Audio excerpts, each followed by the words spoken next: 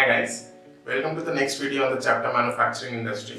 In the previous video we discussed the agro-based industries. In this video we will be discussing the mineral-based industries. So primarily you have two mineral-based industries, which is your iron and steel and your aluminium. So let's look at iron and steel.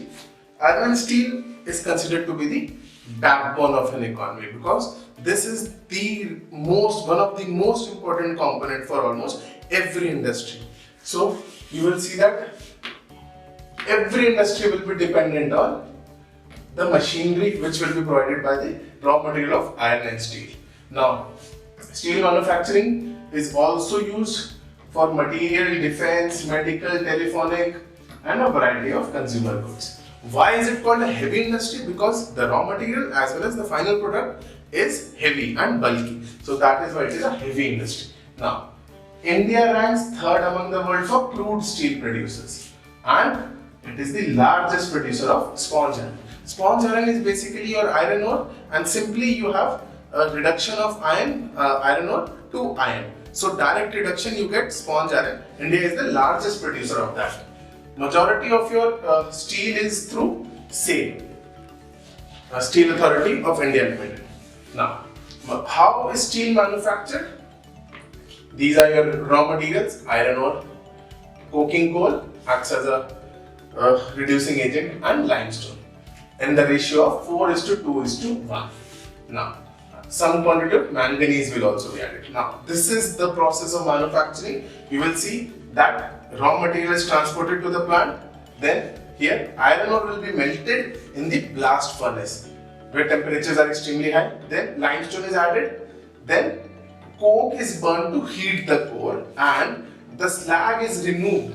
So once the slag is removed, you are left with molten material of iron, and then it is put into molds called pigs. That is why it gets the name of pig iron.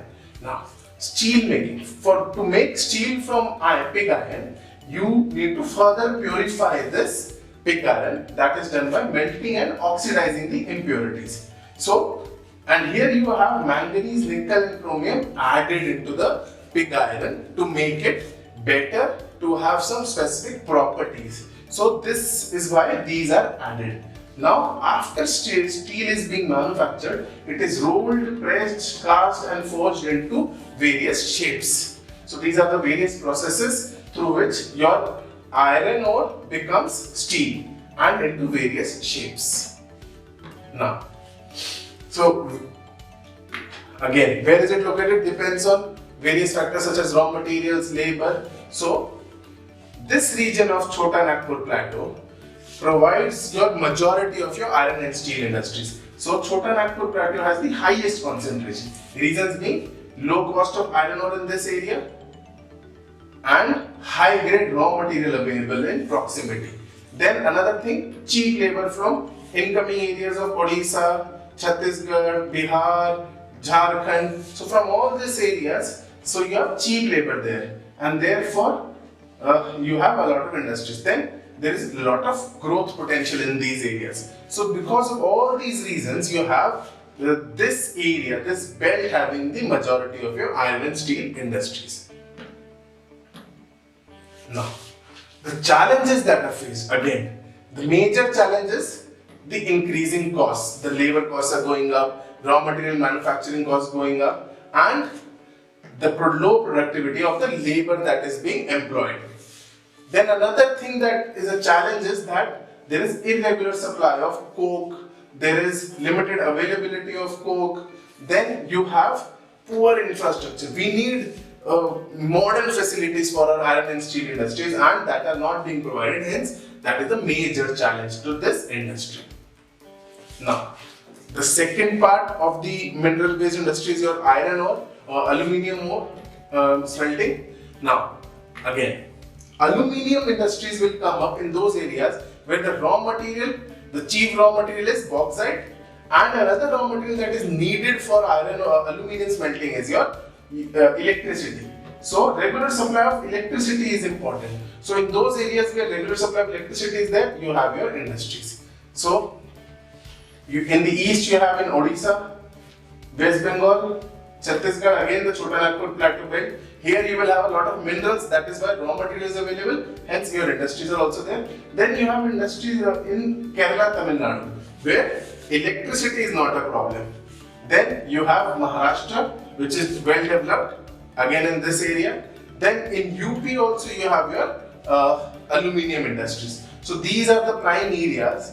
And now talking about the utility of aluminium, it came into picture with the manufacturing for aircraft. It is used in aircraft manufacturing, your electrical wires, and most important, it acts as a substitute of steel.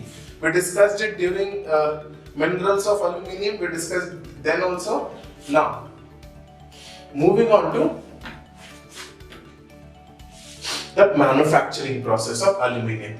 Now, aluminium is manufactured from the bauxite ore, and you need 4 to 6 tons of bauxite to manufacture 2 tons of aluminium. Now, from bauxite to alumina and then aluminium. How is it done? So, bauxite is brought through rail and ship, then it is crushed and alumina is dissolved out. Remember, it is alumina and not aluminium. So, here in this refinery you will have alumina. Then the bulk ore is shipped. Then you have calcinated coke from a refinery, and then in the smelter, here you need a lot of electricity. The chief raw material in the smelter is electricity with alumina. So here you have your smelting being done, and here your alumina acts as an electrolyte. So there you have your aluminium being manufactured from alumina with the help of electricity. So electricity is a chief raw material for this industry. So this covers our mineral based industries. In the next video, we will be discussing some of the other industries. Thank you.